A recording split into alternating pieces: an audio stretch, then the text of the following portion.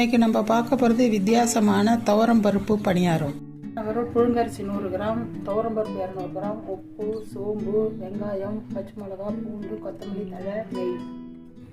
பருப்பையும் அரிசியும் 1 மணி நேரம் ஊற வச்சு பச்சை மிளகா, பூண்டு, சோம்பெல்லாம் உப்பு போட்டு அரைச்சி எடுத்து வச்சுக்கணும்.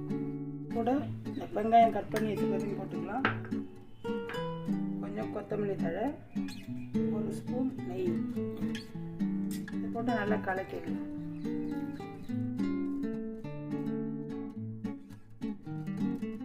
இப்போ நம்ம பணியாரம் பண்ணி வச்சுக்கலாம்.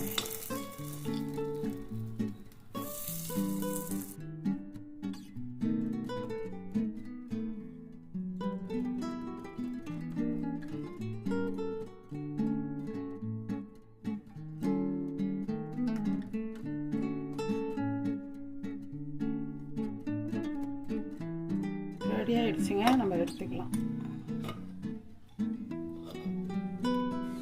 இதோ பாருங்கள் ரெடி. உங்கள் வீட்லேயே செய்து பார்த்துட்டு எப்படி இருந்ததுன்னு சொல்லுங்கள்.